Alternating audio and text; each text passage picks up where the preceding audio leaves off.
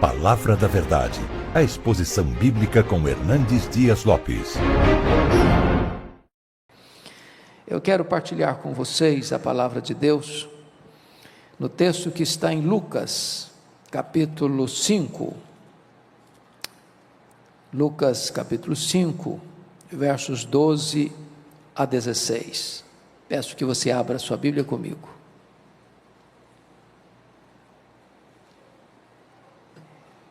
Lucas 5, 12 a 16. Aconteceu que, estando Jesus numa das cidades, veio à sua presença um homem coberto de lepra. Ao ver a Jesus, prostrando-se com o rosto em terra, suplicou-lhe: Senhor, se quiseres, podes purificar-me. E ele, estendendo a mão, tocou-lhe, dizendo: Quero, fica limpo. E no mesmo instante lhe desapareceu a lepra. Ordenou-lhe Jesus que a ninguém o dissesse, mas vai, disse ele, mostra-te ao sacerdote e oferece pela tua purificação o sacrifício que Moisés determinou, para servir de testemunho ao povo. Porém, o que se dizia a seu respeito cada vez se divulgava, cada vez mais, e grandes multidões afluíam para o ouvirem e serem curadas de suas enfermidades. Jesus, porém, se retirava para lugares solitários e orava.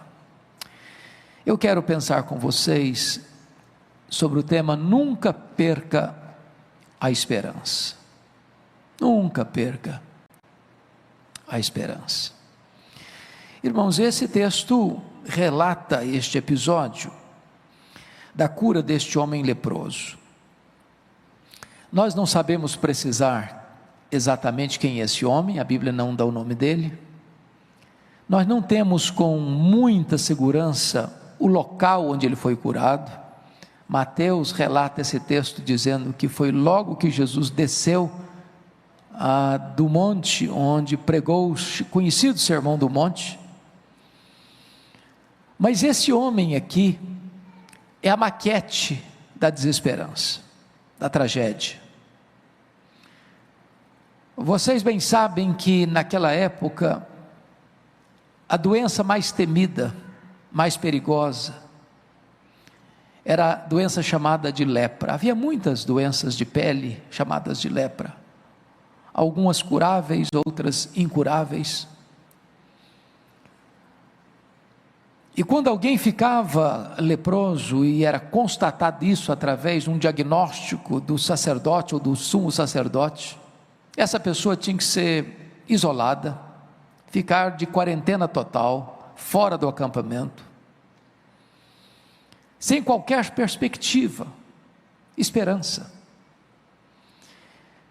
E esse texto então retrata para nós esta cena de um homem leproso, que no estágio avançado da sua doença, depois de baldados todos os esforços humanos, depois de buscar em vão todos os recursos da ciência do seu tempo, vê o seu corpo sendo devastado, transformando-se numa espécie de sucata humana, carcaça humana, da sua carne ir apodrecendo, e ele, coberto de trapos nauseabundos e mal cheirosos, rompe a quarentena, rompe o isolamento social, contrariando certamente algumas normas da sua época, e aproxima-se de Jesus. Mateus nos informa que ele adora Jesus. Marcos nos diz que ele se ajoelhou. Lucas nos informa que ele se prostrou. E ele faz um pedido a Jesus: Senhor, se tu quiseres, tu podes purificar-me. E Marcos nos informa que Jesus, profundamente compadecido dele, diz: quero, fica limpo. Imediatamente ele ficou limpo. eu quero apanhar essa narrativa, esse episódio, que está registrado nos 3 evangelhos sinóticos, Mateus, Marcos e Lucas, e tirar daqui 6 lições para o nosso ensino e consolo nesta noite. Primeiro, nós vamos tratar do doente. Segundo, nós vamos tratar do médico. Terceiro, nós vamos tratar da cura. Quarto, nós vamos tratar do testemunho. Quinto, do impacto. E sexto, do retiro. Então vamos primeiramente olhar o doente. Por que das 3 narrativas, Mateus, Marcos e Lucas, eu escolhi Lucas para ler hoje à noite com vocês? Porque Lucas era médico. E por ser médico, Lucas tinha uma análise mais precisa, mais acurada, mais detalhada do problema deste homem. Ele tinha um diagnóstico mais preciso. E dos 3 evangelistas, só Lucas nos informa que este homem estava coberto de lepra. Uma coisa é estar leproso, outra coisa é estar coberto de lepra. Isso significa que este homem estava no estágio mais avançado da doença. E significa que este homem estava com o seu corpo completamente tomado pela doença. E significa que este homem tinha partes do seu corpo já devastadas pela doença, as cartilagens carcomidas, talvez o nariz, as orelhas, os lábios. Este homem estava deformado. Este homem é uma espécie de aborto vivo. Esse homem estava completamente arruinado pela sua situação adversa, e vocês sabem que na época a lepra não era apenas uma doença sem cura nesse caso, mas era uma doença que também impunha segregação. Ele não podia ficar na família, ele não podia ficar junto à sociedade, ele não podia frequentar a sinagoga, ele não podia ir às festas no templo. Mas mais do que segregação, a doença era uma espécie de praga. É isso que diz lá em Levítico capítulo 13, era uma praga. Era símbolo não só do pecado, mas de uma maldição divina. É por isso que você lê, por exemplo, Uzias ficando leproso, o servo de Eliseu ficando leproso. A lepra, na época, à luz das Escrituras, era uma espécie de símbolo do pecado. Por exemplo, a lepra separava as pessoas, pois o pecado separa você de Deus, você do seu próximo, você de você mesmo. Segundo, a lepra insensibiliza. Uma das formas de se diagnosticar uma lepra na época era às vezes cair, até hoje, uma porção de água quente fervendo e a pessoa não sente dor, vai deixando a pessoa com a carne insensível à dor. O pecado também insensibiliza, ele vai cauterizando a consciência, ele vai calcificando o coração. Terceiro, a lepra deixa marcas, deixava deformidades no corpo, deficiências terríveis no corpo, pois o pecado também deixa marcas no corpo, marcas nas emoções, marcas na alma. Mas mais, a lepra, ela era contagiosa. O pecado também é. O pecado alastra, o pecado contamina, o pecado fermenta. O pecado vai contaminando as pessoas e devastando pessoas como a lepra. Mas mais, a lepra era mal cheirosa, pois o pecado também o é. Mas finalmente, a lepra mata. E a Bíblia diz que o salário do pecado é a morte. Quando esse texto retrata este homem coberto de lepra, ele está nesse estágio avançado da doença, aguardando a morte, numa situação irremediável, clinicamente irreversível. Mas diante do quadro do desespero, e esse homem era uma espécie de maquete do desespero, numa moldura sombria, esse homem se recusa a se render. Ele ainda tem esperança. Ele ainda tem esperança.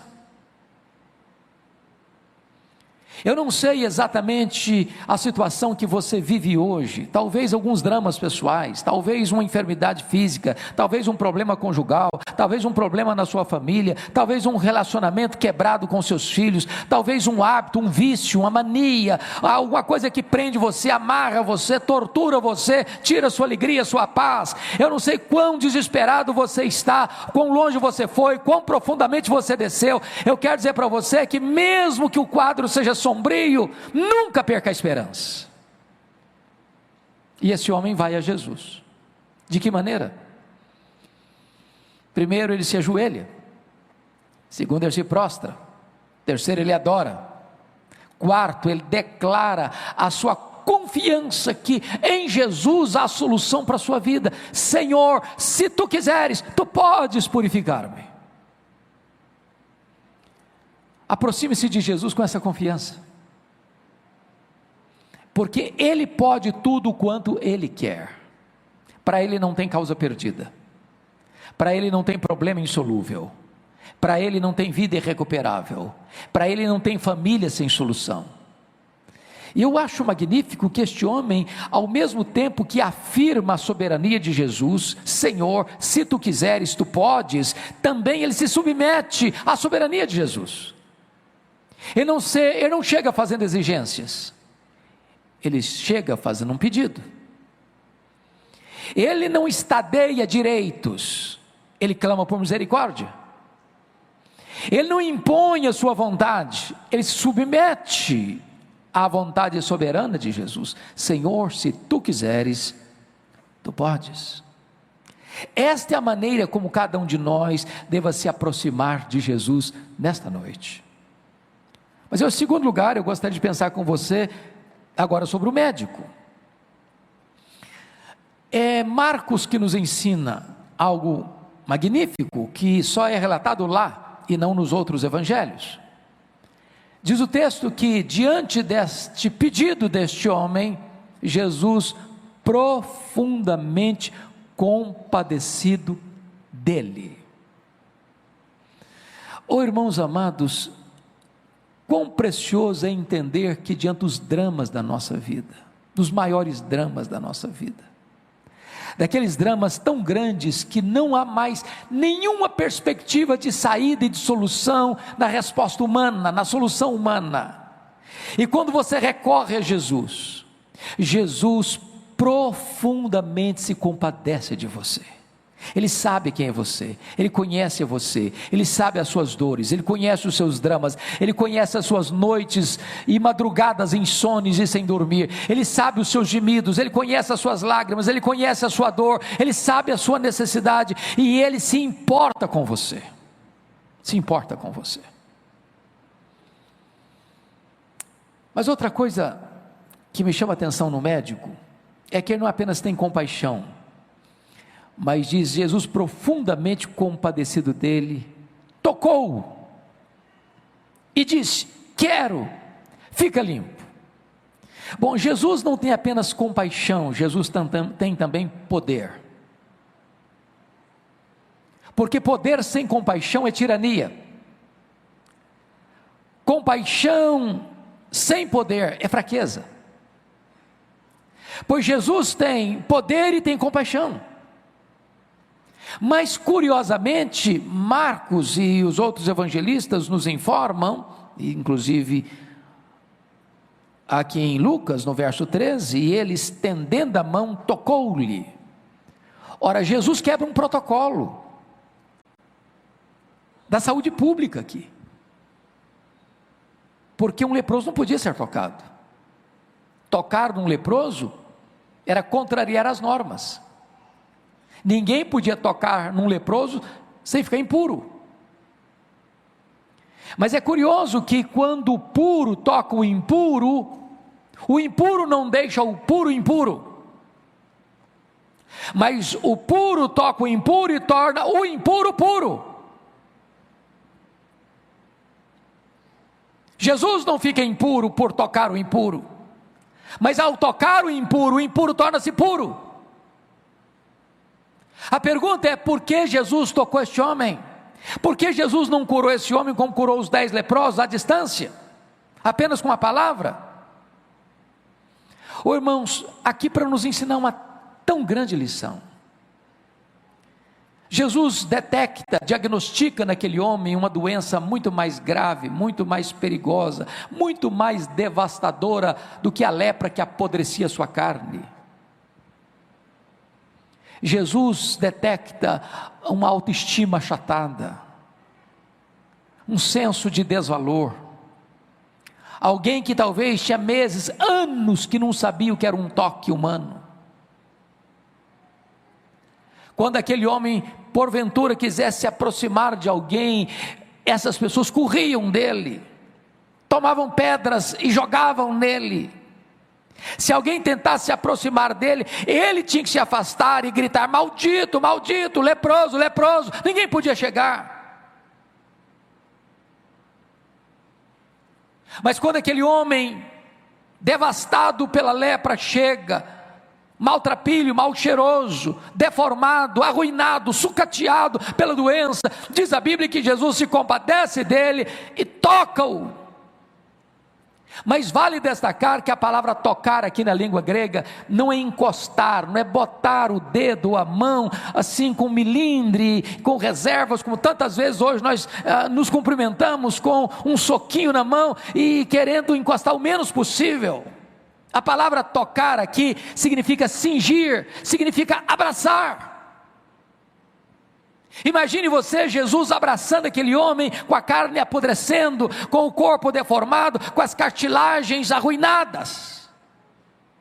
O que Jesus está dizendo para esse homem é o seguinte: não importa quão difícil seja o seu drama, quão dramático seja a sua doença, eu me importo com você, eu amo você, você tem valor para mim, eu me compadeço de você e não me afasto de você. Que médico maravilhoso nós temos em Jesus. Mas Jesus depois disso disse: quero, fica limpo. Eu quero dizer para você que Jesus tem todo o poder. Poder sobre as leis da natureza, poder sobre os demônios, poder sobre as doenças, poder sobre a morte. Ele tem todo o poder nos céus e na terra. Não importa qual a luta que você esteja atravessando, nesta noite, Jesus pode ser o seu médico e restaurar a sua sorte. Mas a terceira coisa que eu chamo a sua atenção no texto: primeiro é o doente, segundo é o médico, terceiro é a cura. Olha comigo aí, versículo de número 13. Quando Jesus disse: quero, fica limpo, está escrito, e no mesmo instante lhe desapareceu a lepra. As curas que Jesus realizou, irmãos, não foram curas subjetivas, mas curas objetivas e verificáveis. Por exemplo, quando Jesus cura aquele paralítico de Betesda, ele estava há 38 anos paralítico.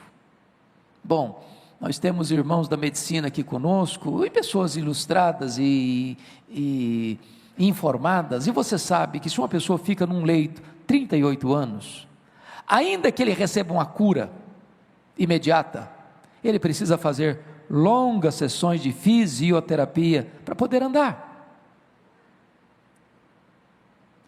Mas quando Jesus cura aquele homem, imediatamente ele se levanta, ele anda e carrega o seu leito, vai para casa.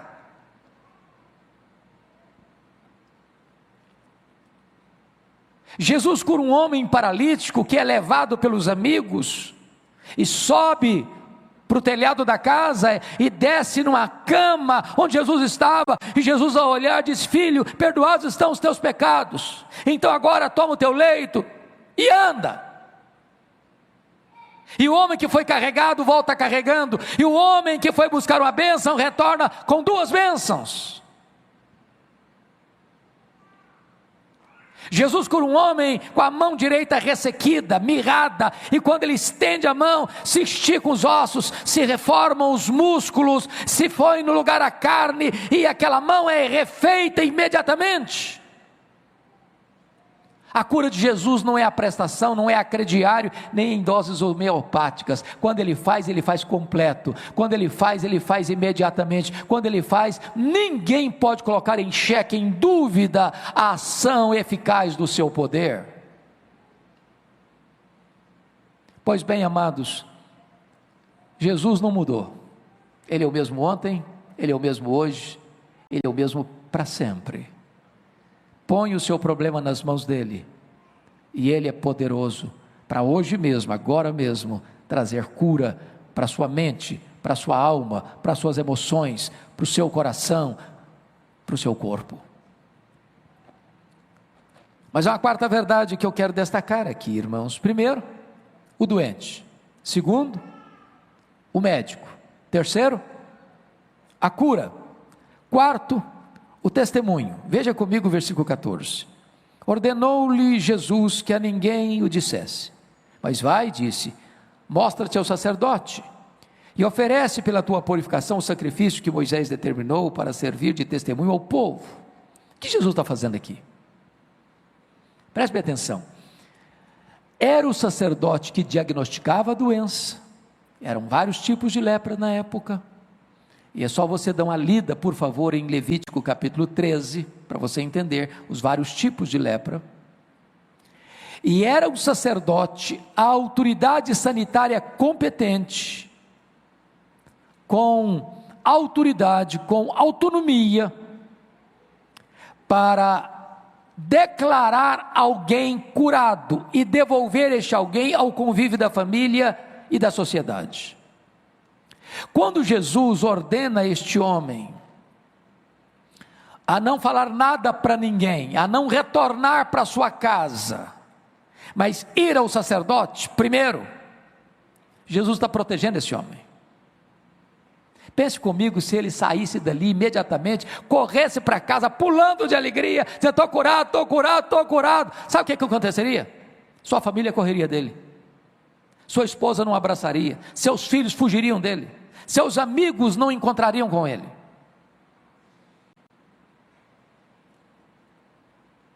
Jesus está legitimando publicamente a cura, dizendo, vá a quem tem competência, lhe dá um certificado, um alvará, dando a você o pleno direito, público direito de ser reinserido à sociedade.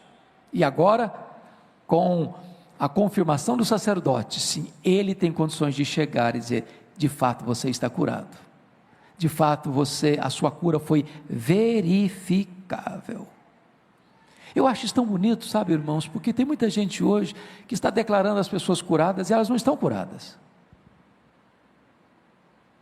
Tem muita gente hoje dizendo que está curado e é apenas uma espécie de cura subjetiva, mas não é verificável. Se for ao médico fazer o exame e constatar, não tem cura aqui, é uma cura aparente, é uma coisa subjetiva e as coisas de fato não aconteceram. Isso não acontece com Jesus. Jesus não engana as pessoas.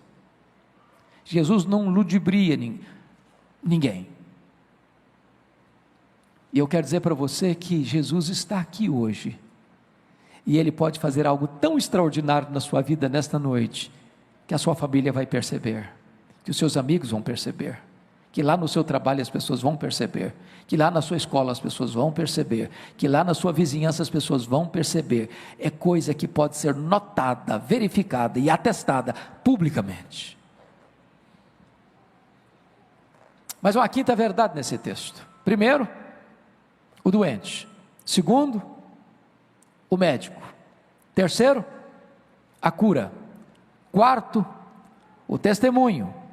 Quinto, o impacto. Olha comigo o versículo de número 15. Porém, o que se dizia a seu respeito, cada vez mais se divulgava. E grandes multidões afluíam para o ouvirem e serem curadas de suas enfermidades. É curioso que Marcos nos informa que Jesus expressamente proibiu esse moço curado de falar da sua cura para outras pessoas. Mas imagine você alguém que era um aborto vivo, era uma carcaça humana, estava morrendo, pouco a pouco, aguardando o final, agora de repente é curado. Eu não podia manter aquilo só para si, e ele sai contando, e ele sai pregando, e ele sai falando, e ele sai anunciando, e de repente este homem é para nós uma exortação solene, porque Jesus manda este homem ficar calado, e ele fala, e Jesus nos manda falar, e às vezes ficamos calados, e o resultado, diz Marcos, é que diante do testemunho dele, do impacto que produziu a fala dele, Jesus não podia entrar mais publicamente nas cidades, tamanha quantidade de gente que afluía para ouvi-lo, e para ser curada por ele. O que me impressiona no impacto aqui, meus irmãos, é que o verso 15 diz que grandes multidões, e Lucas tem o cuidado de não falar de uma grande multidão, mas de grandes multidões,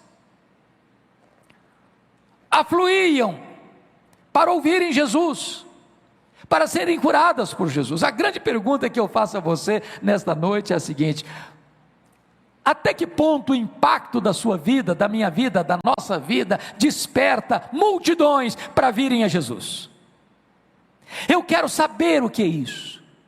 Eu vi na sua vida, eu notei na sua vida uma mudança tão grande, tão radical, tão profunda, tão extraordinária, tão notória, que eu não posso ficar parado, eu tenho que ir lá, eu preciso ouvi-lo também, eu posso também receber um milagre dele, da mesma maneira, e essas multidões fluem. Que testemunho, que impacto, que notoriedade. Eu pergunto a você, amado, o que que você tem para contar para as pessoas do que Jesus fez na sua vida? Quão profundo é isso? Quão real é isso? Quão notório é isso? Eu pergunto a você, até que ponto as pessoas de fato viram uma mudança radical na sua vida, a ponto de quererem também conhecer a Jesus, e ouvirem a Jesus, e serem curadas pelo poder de Jesus? Mas eu quero concluir com a sexta verdade. Então vamos recordar as 5 primeiras. Primeiro, o doente. Segundo, o médico. Terceiro, a cura. Quarto, o testemunho. Quinto, o impacto. Sexto e último lugar, o retiro. Olha o verso 16 comigo. Jesus, porém, se retirava para lugares solitários e orava. Isso é impressionante, porque os evangelhos chamam Jesus de pregador. Jesus era um pregador, e por ser um pregador, imagine você que nada trazia mais alegria, ou deveria trazer mais alegria para Jesus, do que ver grandes multidões afluindo para ouvi-lo. É o que está escrito aqui no verso 15. Mas curiosamente, quando Jesus vê essas multidões afluindo para ouvi-lo, ele se retira, ele se afasta, ele se esconde em lugares solitários, só ele, mais ninguém, sem nenhuma companhia, nem mesmo seus discípulos, as multidões distantes dele, e ele fazia o quê? Ele orava. E Jesus está mostrando para nós aqui, que comunhão com o Pai era mais importante do que sucesso no ministério. Ele está mostrando para nós que Deus é em primeiro lugar, e então as pessoas. Ele está mostrando para nós que sem a intimidade com o Pai por meio da oração, não há poder para fazer a obra de Deus. É curioso, irmãos, que é Lucas quem nos informa a ênfase de que Jesus é verdadeiramente homem. Esta é a ênfase de Lucas, é provar que Jesus é verdadeiramente homem, e é por isso que é Lucas quem enfatiza o ministério de oração de Jesus. E eu chamo a sua atenção para o fato de que Jesus, retirando-se para lugares solitários para a oração, o resultado está logo em seguida no verso 17. Olha aí comigo, na parte final do verso 17. E o poder do Senhor estava com ele para curar. Oh, amados, não há poder sem oração. O próprio Jesus, o Filho de Deus, não abriu mão do poder. E ele, sendo o homem perfeito, nos ensina que não há poder sem oração. Jesus não ficava fascinado com os holofotes, Jesus não ficava fascinado com multidões afluindo para ouvi-lo. Jesus precisava da comunhão com o Pai, da intimidade com o Pai, numa vida plena de oração com o Pai, porque era dessa intimidade com o Pai, e como resultado da oração, é que ele recebia poder para curar. Oh, que Deus nos ajude a termos mais fome de Deus do que sucesso no nosso ministério. Que Deus nos leve à presença do Pai, para nos deleitarmos no Pai, pois só quando nós nos deleitamos